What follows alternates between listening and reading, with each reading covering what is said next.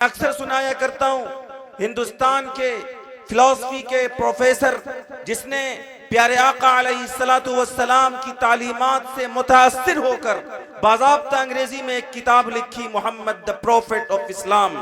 اس نے اس کتاب کے اندر وہ تاریخی جملہ لکھا ہے جو میرے نوجوان بچوں تم سب کے لیے اپنے اندر ایک بڑا سبق رکھتا ہے۔ وہ لکھتا ہے محمد صلی اللہ علیہ وسلم in all departments of human activities he is like a hero۔ انسانی زندگی کے تمام تر شعبوں میں پیغمبر اسلام جناب محمد الرسول اللہ صلی اللہ علیہ وسلم کی زندگی ایک ہیرو کی حیثیت رکھتی ہے۔ آپ اگر استاذ ہیں، آپ اگر اسٹوڈنٹ چھاتر اور طالب علم ہیں، آپ اگر باپ ہیں، آپ اگر بیٹا ہیں، آپ اگر شوہر ہیں، آپ اگر بیوی ہیں، آپ اگر بھائی ہیں، آپ اگر سماج کے مصلح ہیں، آپ اگر سماج کے پنچ اور گارجین ہیں، آپ اگر جج ہیں، آپ اگر سیاسی پارٹی کے لیڈر ہیں، آپ اگر تاجر ہیں، آپ زندگی کے کسی بھی شعبے سے تعلق رکھتے ہیں، اگر آپ کو اب اس شعبے میں اپنی شخصیت کو مثالی شخصیت بنانی ہے اور اپنے کردار و گفتار کی خوشبوؤں سے پوری فضا کو معطر کرنا ہے، تو اس فلسفی کے پروفیسر نے لکھا ہے کہ محمد مصطفیٰ صلی اللہ علیہ وسلم کی زندگی سب سے بہترین نمونہ ہے۔ الحمدللہ رب العالمین والصلاة والسلام على سید الانبیاء والمرسلین سیدنا ونبینا محمد وعلى آلہ وصحبہ اجمعین۔ اما بعد فاعوذ باللہ من الشیطان الرجیم، بسم اللہ الرحمن الرحیم۔ ام کنتم شہداء اذ حضر یعقوب الموت اذ قال لبنیہ ما تعبدون من بعدی قالوا نعبد الہک والہ آبائک ابراہیم واسماعیل واسحاق الہا واحدا ونحن له مسلمون۔ صدق اللہ مولانا العظیم۔ اسٹیج پر رونق افروز معزز علماء کرام، اس پیام انسانیت کانفرنس میں تشریف فرما قابل قدر بزرگوں، نوجوان دوستوں، عزیز بچوں اور پردے سے سن رہی ماں بہنوں، اللہ رب العزت کا بے انتہا کرم ہے، اس کا شکر و احسان ہے کہ اس نے ہم سب کو اس وقت رات کے اس پہر تک اور اس کے بعد بھی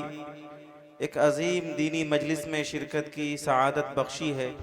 اللہ تعالی ہماری اس شرکت کو ہمارے لیے اصلاح کا اور نجات کا ذریعہ بنائے۔ میں شکر گزار ہوں اس پیام انسانیت کانفرنس کو منعقد کرنے والے اپنے دوستوں کا، احباب کا، جن کی دعوت پر آج میں آپ کے سامنے حاضر آیا۔ ماشاءاللہ بہت دیر سے، مغرب بعد سے اور عشاء سے اب تک آپ حضرات نے ابھی قاری مزمل حیات صاحب کے انقلابی نظم کو سنا ہے۔ اس سے پہلے برادر عزیز جناب ماسٹر نیاز کوثر صاحب کی بہترین نعت آپ سن رہے تھے، اور ماشاءاللہ بہترین نقابت کرنے والی عظیم شخصیت جناب مجاہد حسنین حبیبی صاحب سے آپ بار بار محظوظ ہو رہے ہیں۔ اس درمیان استاذ گرامی صدر جمعیت علماء مدھوبنی حضرت مولانا مفتی ابوذر صاحب قاسمی دامت برکاتہم نے آپ کے درمیان بہت سی اصلاحی باتیں کی ہیں، اور پھر دارالعلوم امارت شریعہ سے تشریف لانے والے وہاں کے شیخ الحدیث حضرت مولانا مفتی شکیل صاحب سے عوامی انداز میں آپ نے اصلاحی باتیں سنی ہیں۔ میں اس وقت رات کے اس پہر میں بہت دیر نہ لے کر بہت مختصر وقت میں ایک بہت اہم اور حساس موضوع پر آپ کے سامنے بات کرنا چاہتا ہوں، اس یقین کے ساتھ کہ آپ اسے رسمی نہ سنیں گے بلکہ عملی طور پر انشاءاللہ اس گفتگو کو سننے کے بعد کوششیں بھی کریں گے۔ اجلاس کا عنوان ہے پیام انسانیت۔ جب بات پیام انسانیت کی آئے گی، انسانیت کو سندیش اور پیغام دینے کی، ہیومینٹی کو میسج دینے کی، مانوتا کو سندیش دینے کی، تو پورے وثوق کے ساتھ اور پورے اعتماد کے ساتھ یہ بات کہی جا سکتی ہے، اور چیلنج کے ساتھ یہ بات کہی جا سکتی ہے اور پوری دنیا سے کہی جا سکتی ہے کہ اس وقت ظلم و جور سے سسکتی ہوئی دنیا کو، انسانیت کو، مانوتا کو اگر امن و امان، پیس اور عدل و انصاف کی زندگی چاہیے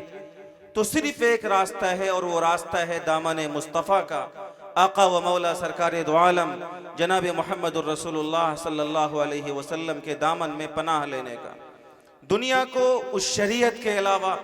اس دین کے علاوہ، اس پیغام کے علاوہ، اس پیام کے علاوہ کہیں سکون نہیں مل سکتا، اور یہ دعویٰ صرف اسلام کے مطالعے کی بنیاد پر مجھ جیسا اسلامی تاریخ کا ایک ادنا طالب علم نہیں کر سکتا، بلکہ اس دنیا کے اندر جن لوگوں نے اسلام کو اور اس شریعت کو انصاف کی نگاہ سے پڑھا اور اس شریعت کے اسرار و رموز کو سمجھا، اس دین نے، اس شریعت نے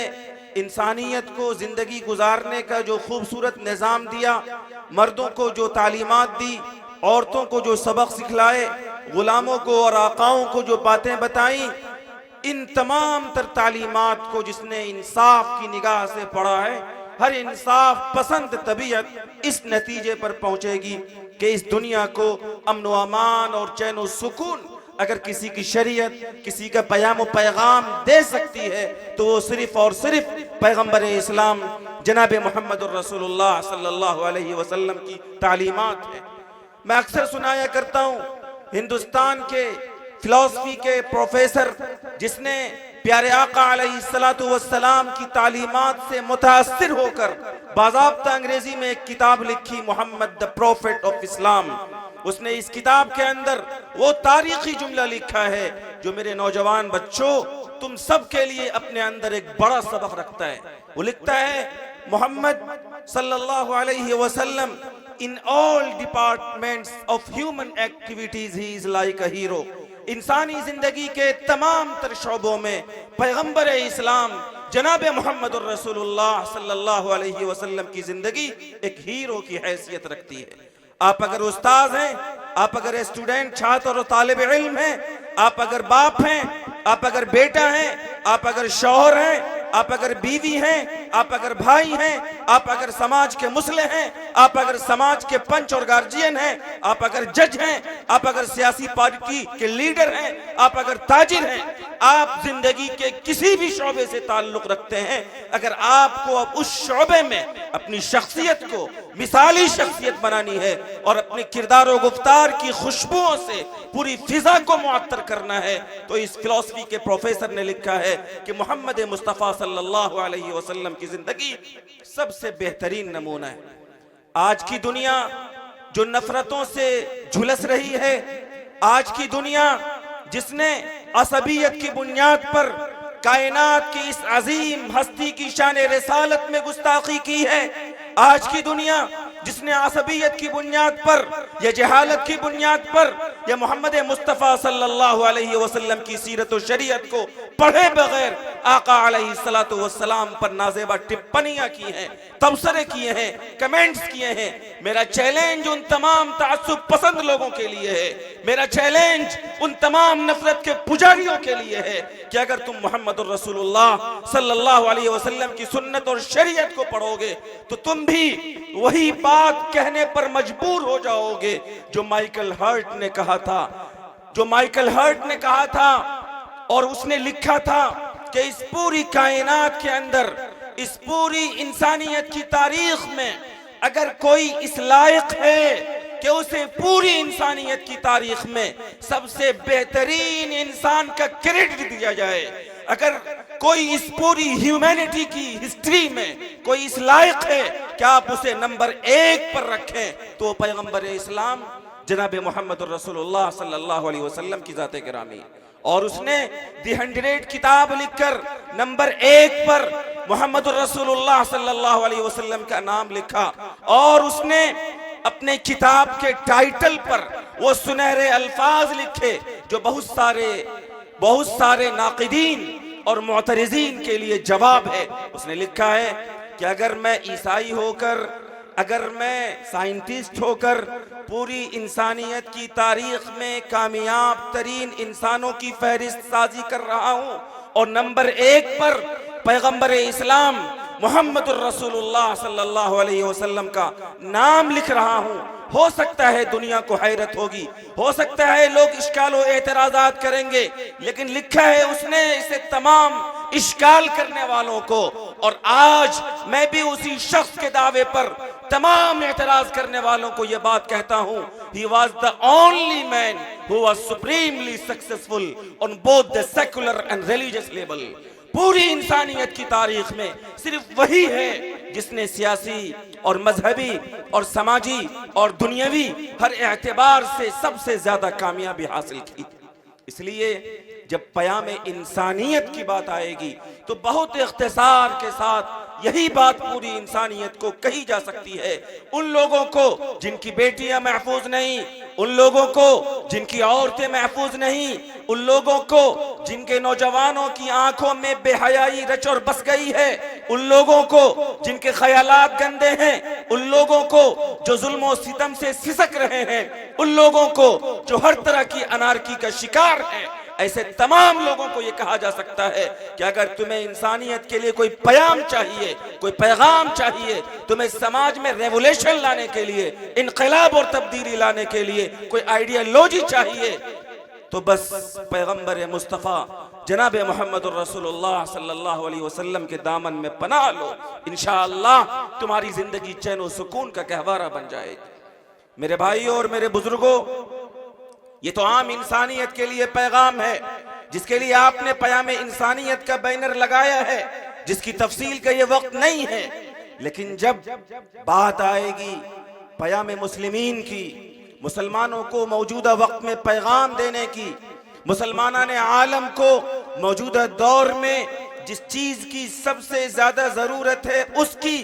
تو یہ بات کہی جا سکتی ہے کہ مسلمانان عالم کو آج اس بات کی ضرورت ہے کہ امت کے ایک ایک فرد کو اپنی ذمہ داری ادا کرنی پڑے گی. یاد رکھیے گا, جس قوم کے افراد سے صحیح فکر اور صحیح عمل کی صلاحیت ختم ہو جاتی ہے, وہ قوم زوال کے دلدل میں دھس جاتی ہے. اقبال نے بہت پہلے کہا تھا, قوت فکر و عمل پہلے فنا ہوتی ہے, تب کسی قوم کی شوکت پہ زوال آتا ہے. دنیا کے اندر وہ قومیں جن کے افراد اپنے سماج کے لیے صحیح فیصلہ نہیں کرتی, دنیا کی وہ قومیں جن کے افراد اپنی ذمہ داری کو محسوس نہیں کرتے, ان قوموں کو صفحہ ہستی سے مٹا دیا جاتا ہے. تاریخ کے سنہرے اوراق پر ایسی قوموں کے سنہرے تذکرے نہیں لکھے جاتے, اور جن قوموں کے افراد مشکل حالات میں صحیح فیصلہ کرنے کی صلاحیت رکھتے ہوں, ایسی قومیں ہر مشکل حالات سے اپنے سماج کو نکال لے جاتی ہے. آج کے حالات جو اس وقت کچھ نفرت کے پجاریوں کی طرف سے آپ کے وطن عزیز میں پیدا کرنے کی کوشش کی جا رہی ہے, یہ کوئی نئی چیز نہیں ہے. آپ نے سنا مختلف بل لا کر, آپ نے پڑھا مختلف قوانین کے ذریعے آپ کے مذہبی تشخص کو, آپ کے اسلامک آئیڈینٹی کو ختم کرنے کی کوشش کی جا رہی ہے. چاہے وہ اوقاف کا مسئلہ ہو, چاہے وہ مساجد کے تحفظ کا مسئلہ ہو, چاہے وہ یونیفارم سول کوڈ کا مسئلہ ہو, چاہے وہ NRC کا مسئلہ ہو, وہ کوئی بھی مسئلہ ہو, اس طرح کی تمام تر پالیسیوں کے ذریعے سے اس ملک کے اندر اہل ایمان کے ایمان کا امتحان لیا جا رہا ہے. میرے بھائیوں, ایک اسلام کے تاریخ کے مطالعہ کرنے والے طالب علم کی حیثیت سے جب اس ملک کے اندر اس طرح کے حالات پیدا ہو رہے ہیں, میں آپ کو کہتا ہوں کہ یہ کوئی نئی چیز نہیں ہے. اس ملت پر, مسلمانان عالم پر, پوری انسانیت کی تاریخ میں اس سے برے اور بدتر حالات پیدا ہو چکے ہیں. اب یاد کیجئے, قرآن کریم نے تذکرہ کیا اور بڑا خوبصورت تذکرہ کیا کہ اللہ کے مقدس انبیاء جو انسانیت میں سب سے بہتر ہوتے تھے, جب وہ قوم میں آتے تھے, جب وہ نبی دنیا کے اندر مبعوث کیے جاتے تھے, دین لے کر, شریعت لے کر, پوری مانوتا کی کامیابی کا پیغام لے کر, تو اس سماج کے لوگ یہ کہتے تھے, وَمَا أَرْسَلْنَا فِي قَرْيَةٍ مِّن نَذِيرٍ إِلَّا قَالَ مُتْرَفُوهَا إِنَّا بِمَا أُرْسِلْتُمْ بِهِ كَافِرُونَ. ہم نے جب کسی بستی میں نبی کو بھیجا, رسول کو بھیجا, جب کسی سوسائٹی میں اپنے میسنجر کو, اپنے پیغمبر کو بھیجا, تو اس سماج کے خوشحال لوگوں نے یہ کہا کہ اے پیغمبرو, اے نبیو, اے رسولو, ہم تمہاری دعوت تو ماننے کی بات بہت دور کی ہے, ہم تمہاری دعوت کا انکار کرتے ہیں, ہم تمہاری دعوت کو نہیں مانتے, ہم تمہاری تبلیغ کو نہیں مانتے، تم جس دین کی طرف بلاتے ہو ہم اسے نہیں قبول کرتے، تم جس اسلام کی طرف انسانیت کو بلاتے ہو ہم اس کے منکر ہیں، ہم اسے نہیں مانتے۔ قرآن کریم نے ذکر کیا، آج بھی یہی ہو رہا ہے۔ سچائی، حق اور اسلام ماننا تو دور کی بات، اس کا انکار، بلکہ اس پر حملے کیے جا رہے ہیں۔ اور اس کے آگے کی بات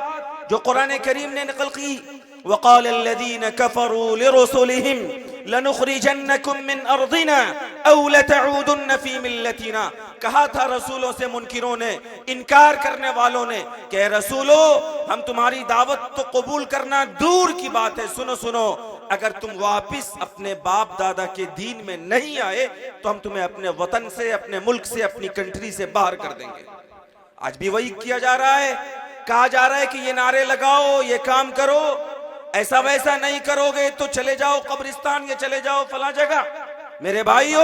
قرآن کریم نے کہا کہ یہی بات رسولوں سے کہی گئی، یہی بات نبیوں سے کہی گئی، یہی بات پیغمبروں سے کہی گئی، لیکن جب منکروں نے، انکار کرنے والوں نے یہ بات نبیوں سے کہی تو اللہ نے جو اس پورے سنسار کا مالک ہے، جس کا کنٹرول پوری کائنات پر ہے، الا لہ الخلق ولہ الامر، پوری کائنات اس کی ہے، پوری مخلوق اس کی ہے، پورا سنسار اس کا ہے، یہ آسمان و زمین اس کی، یہ ساری مخلوق اس کی، اور اس پر حکومت، اس پر کنٹرول، اس پر فیصلہ، اس پر تمام تر تصرفات کا مالک صرف وہی ایک اللہ ہے۔ اس اللہ نے ان نازک حالات میں جبکہ نبیوں کو دھمکایا جا رہا تھا یہ بات کہی، اوحا الیہم ربہم لنہلکن الظالمین،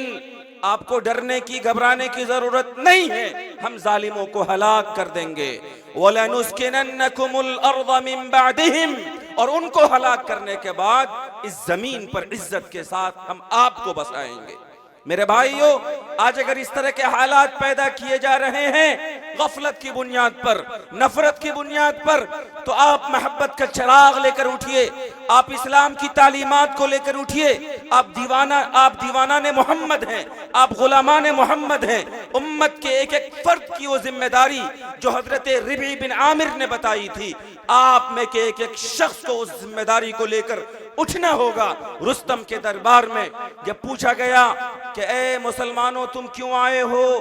اے محمد کے غلام تم اس دنیا کے اندر کیوں آئے ہو، تو حضرت ربعی بن عامر نے کہا تھا واللہ تعالی ابتعثنا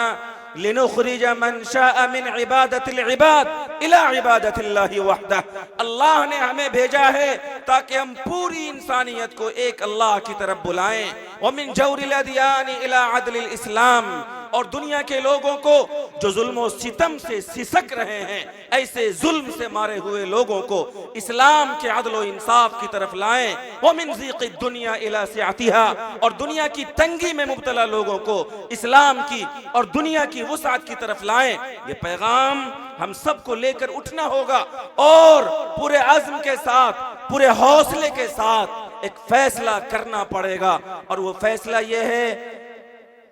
اور یہی پیغام دراصل مجھے آپ کو دینا ہے، وہ فیصلہ یہ ہے کہ ہم سب کو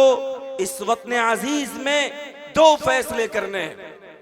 جو مائیں بہنیں اور بیٹیاں بیٹھی ہیں وہ بھی سنیں، جو ہمارے نوجوان احباب یہاں بیٹھے ہیں وہ بھی سنیں کہ ان نازک حالات میں ڈر اور خوف میں مبتلا ہوئے بغیر پورے عزم اور پورے حوصلے کے ساتھ آپ کو دو فیصلہ کرنا ہے۔ ایک فیصلہ یہ کہ ہم جب تک اس سرزمین پر رہیں گے، جب تک ہماری سانسیں چلیں گی، اسلام پر ہم جئیں گے، اسلامی شناخت کے ساتھ ہم جئیں گے، ملی تشخص کے ساتھ ہم زندگی گزاریں گے، اللہ کے قرآن کے ساتھ، محمد الرسول اللہ صلی اللہ علیہ وسلم کے پیغام کے ساتھ ہم زندگی گزاریں گے، اور جب ہم مریں گے تو اسی دین پر ہماری موت ہوگی، ہماری نسلیں بھی جب تک جیے گی اسی دین پر جیے گی، اور ہماری نسلوں کی موت جب ہوگی تو اسی دین پر ہوگی۔ اور یہ ذمہ داری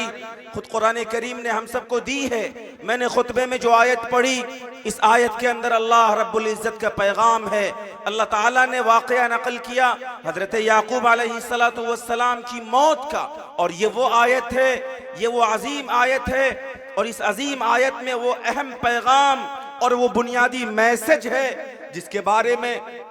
مفکر اسلام مولانا علی میاں ندوی رحمت اللہ علیہ فرمایا کرتے تھے کہ اگر کوئی بینر ہو، کوئی پمفلیٹ ہو اور اس میں مجھ سے کہا جائے کہ ملت کے لیے آپ کو صرف ایک میسج اور پیغام لکھنا ہے تو وہ کون سا میسج اور پیغام ہو سکتا ہے؟ تو حضرت فرماتے تھے کہ میں اس بینر اور اشتہار میں لکھ دوں گا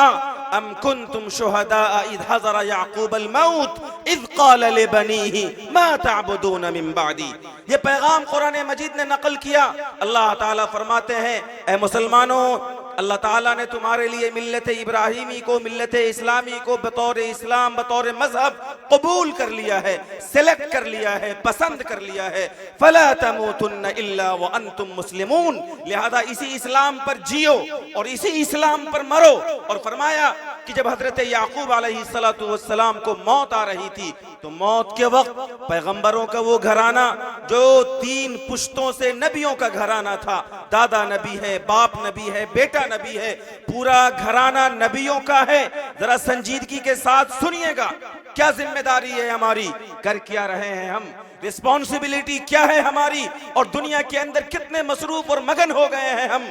پیغمبروں کے اس گھرانے میں ایک عظیم پیغمبر کی موت کا وقت قریب ہے، قریب بمرگ ہے، موت کے آثار ظاہر ہیں۔ اپنے بیٹوں کو بلایا، بیٹیوں کو بلایا، پوتوں کو بلایا، نواسوں کو بلایا، سب کو جمع کیا۔ آج ہم میں سے کسی کی موت کا وقت قریب ہو، کوئی بوڑھا آدمی دنیا سے جا رہا ہو، بیمار ہو، آثار و قرائن ایسے ہوں کہ لگ رہا ہو کہ اس کی موت ہونے والی ہے، مائیں اور بہنیں بیٹھی ہیں، کسی بوڑھی کی موت ہونے والی ہو، کسی بزرگ کی موت ہونے والی ہو، تو ہمارے کانوں نے بارہا ایسا سنا کہ اس نے یہ تمنا ظاہر کی کہ میرے فلاں بیٹے کو بلا دو، اس سے ملنے کا شوق ہو رہا ہے، میرے فلاں رشتہ دار کو بلا دو، اس سے ملنے کی تمنا ہو رہی ہے، مجھے یہ کھلا دو، مجھے یہ کھانے کی خواہش ہو رہی ہے، ایک بار فلاں کی زیارت کرا دو، مجھے اس کو دیکھنے کا شوق ہو رہا ہے۔ قرآن کریم میں اللہ رب العزت نے سورہ واقعہ میں حضرت یعقوب علیہ السلام کی موت کے وقت کے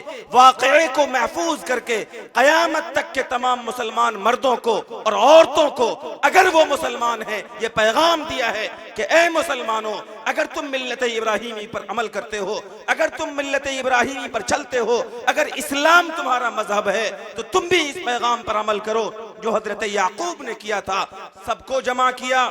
سب کو جمع کر کے کہا ما تعبدون من بعدی، میرے بیٹوں، میرے پوتوں، میرے نواسوں، میرے بچوں، بتاؤ میرے بعد کس کی بندگی کرو گے؟ عجیب بات ہے یہ عجیب سوال ہے۔ ایک نبی ہے، دنیا سے جا رہا ہے، دنیا سے جاتے وقت اپنی وراثت کا بٹوارہ نہیں کر رہا، اپنی زمین جائیداد کو تقسیم نہیں کر رہا، اپنے لوگوں کو دکان اور مکان سنبھالنے کی بات نہیں کہہ رہا، بلکہ ایک پیغمبر جب دنیا سے جا رہا ہے تو اپنے تمام گھر والوں کو بلا کر یہ سوال کرتا ہے میرے بچوں بتاؤ تو صحیح کہ تم میرے بعد کس کی بندگی کرو گے، تم میرے بعد کس کی پوجا کرو گے، تمہارا ماتھا کس کے سامنے جھکے گا، مشکلوں میں تمہارا ہاتھ کس کے سامنے اٹھے گا، پریشانیوں میں تم کس سے بھیک مانگو گے، تم جب مبتلا مصیبت ہوگے تو کس کے سامنے گر گڑاؤ گے، مجھے بتاؤ۔ اور یاد رکھو کہ جب تک تم مجھے یقین نہیں دلاؤ گے تمہارے اس بوڑھے باپ کی پیٹھ زمین سے نہیں لگنے پائے گی۔ ایک پیغمبر نے یہ سوال کیا، بچے بھی پیغمبر کے تھے، تربیت یافتہ تھے،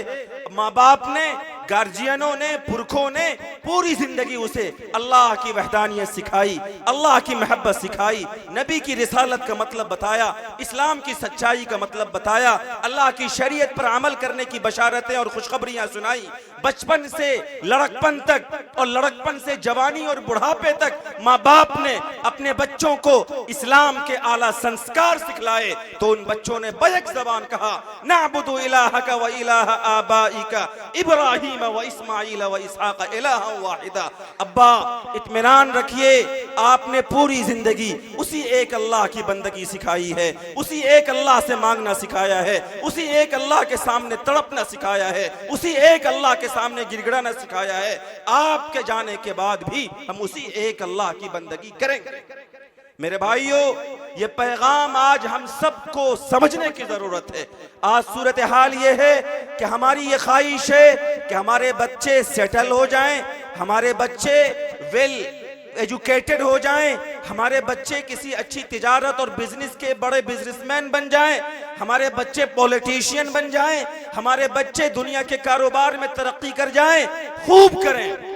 آپ دنیا کے اندر ترقی خوب کریں، تم شوق سے کالج میں پڑھو، پارک میں کھیلو، جائز ہے غباروں میں اڑو، چرخ پہ جھولو، بس ایک سخن بندہ عاجز کی رہے یاد، اللہ کو اور اپنی حقیقت کو نہ بھولو۔ تم کو جو پڑھنا ہے پڑھو، جو کرنا ہے کرو، جو تجارت کرنی ہے کرو، جیسی پولیٹکس اور سیاست کرنی ہے کرو، بس یہ یاد رکھنا کہ تم اللہ کے بندے ہو اور مر کر اسی ایک اللہ کے پاس جانا ہے۔ پوری زندگی اسی ایک اللہ کی بندگی کرو۔ آج ہم سب کی یہ ذمہ داری ہے، ہماری مائیں، بہنیں، بیٹیاں جو یہاں بیٹھی ہوئی ہیں، اور ہمارے بزرگان، ہمارے نوجوان جو یہاں بیٹھے ہیں، ان سب کی یہ ذمہ داری ہے کہ ہم سب کو اس نازک وقت میں، جبکہ نیو ایجوکیشن پالیسی کے ذریعے، جبکہ مختلف قوانین کے ذریعے ہم سب سے ہمارے دین و مذہب کو چھیننے کی کوشش کی جا رہی ہے، یہ فیصلہ ہمیں کرنا ہوگا کہ ہم جب تک اس دھرتی پر زندہ رہیں گے اسلام کے ساتھ رہیں گے، جب ہماری موت ہوگی اسی اسلام پر ہوگی۔ اور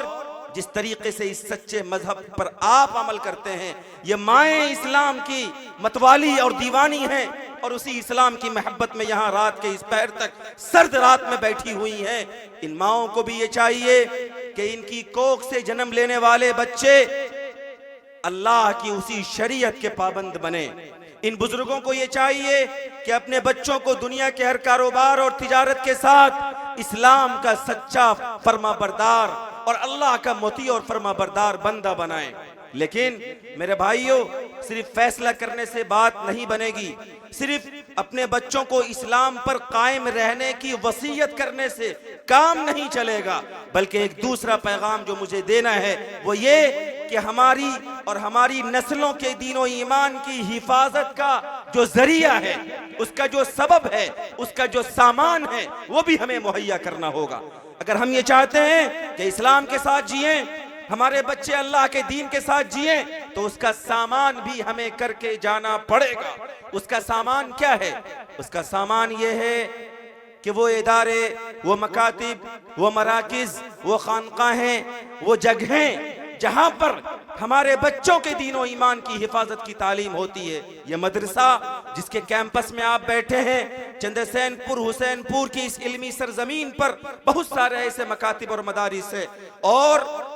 آس پاس کی آبادیوں سے جو ہمارے احباب آئے ہیں ان کی آبادیوں میں بھی یہ مدارس اور مکاتب ہیں۔ میرے بھائیوں، بچوں کے اور نسلوں کے دین و ایمان کی حفاظت کا سامان یہ ہے کہ آپ اپنے ان مکاتب کو، ان معاہد کو، ان مدارس کو زندہ کیجئے، ان کو محفوظ کیجئے، ان کو مضبوط کیجئے۔ اگر حکومت اوقاف کے ذریعے اور وقف بل کے ذریعے ہمارے مدارس پر گندی نگاہ رکھتی ہے، تو امت کا ایک ایک فرد یہ فیصلہ کرے کہ ہم ہر قیمت پر اپنے ان مدرسوں کی حفاظت کریں گے اور اپنے ان مدرسوں کے ایجوکیشن سسٹم کو بہتر کریں گے۔ ہم اپنے مکاتب میں ایسا نظام چلائیں گے جس نظام میں ہمارے سماج کا، ہماری آبادی کا ایک ایک بچہ، ایک ایک بچی، ایک ایک بیٹا اور ایک ایک بیٹی اس سے جڑ کر اپنے دین و ایمان کی حفاظت کا سامان کرے گا۔ کریں گے ایسا انشاءاللہ۔ اللہ رب العزت ہم سب کو جب تک رکھے، اسلام کے ساتھ رکھے، جب ہماری موت ہو اللہ ہماری اور ہماری نسلوں کا خاتمہ ایمان پر فرمائے۔